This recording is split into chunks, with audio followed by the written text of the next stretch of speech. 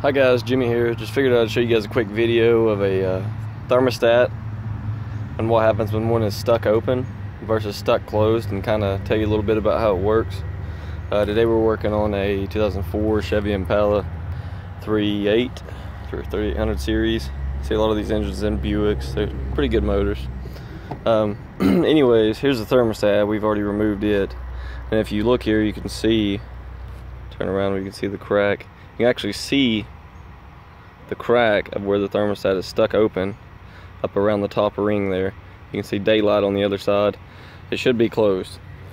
How this works is it sits in the engine, the upper part of the engine here, and you have your water neck outlet and your upper radiator hose. So what happens is this thing actually has wax inside of it. When it gets to a certain temperature, that wax allows the wax softens up and allows that spring to actually push the thermostat open. When it does that, it lets water go back into the radiator. Now, what this one was doing, customer had a complaint of the engine running cold and also getting the trouble code. The check engine light was on for thermostat, and what was happening was this was actually stuck open, so the engine couldn't reach operating temperature, which means that you might notice that you have no heat, or in this case I believe she had heat, but a lot of times you'll notice that you have no heat, and that's mainly it when it's stuck open. Now when it's stuck closed, the car's actually going to overheat. I mean, obviously, because it can't get the coolant through the radiator and back into the engine. So that coolant that sits in the engine just stays stagnant and just heats up, starts boiling.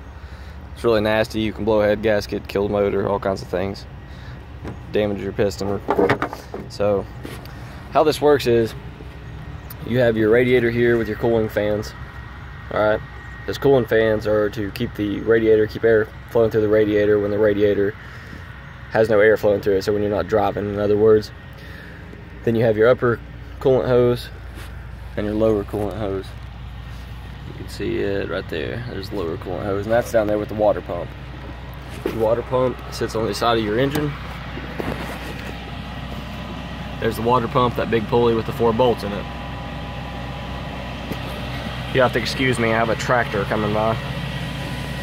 Farmer John over there. Sorry about that. But anyway, so your water pump's turning, obviously with your serpentine belt while the engine's running. It creates like a suction, basically, on the radiator, on the lower hose. You actually see when you have a bad radiator hose, you might see them collapse. Kind of like when you're trying to suck a milkshake through a straw. Kind of does that whenever your hose is soft. So you can actually see when a hose is collapsing, it needs to be replaced. But what that's doing is that's sucking the coolant from the radiator into the lower part of the engine block. Then it will push it up through the engine, through the what we call the cooling jackets. So you actually got this little system of tunnels through your engine, if you will. And the coolant actually flows through there. You have some gaskets separating it from basically the oil and all that. So like a head gasket. When it gets through the engine, it comes up through the thermostat. The thermostat will pop open when it reaches the operating temperature, allowing the coolant to flow back through the coolant hose into the radiator and make the loop again. So it's just flowing through every time this thermostat pops open. That thermostat will stay closed, so like in the winter time, you're waiting to get your heat. What you're waiting on is for that coolant to get warm, because your heater core, which is back in this hole under those aluminum lines, you'll see the rubber hoses.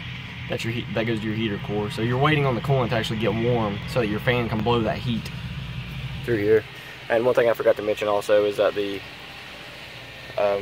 heater core hoses are actually part of the cooling process. So some of the coolant gets pushed through the heater core and into the engine, then back through the radiator. But yeah, so stuck open thermostat, low heat, maybe no heat, engine running cold, check engine light.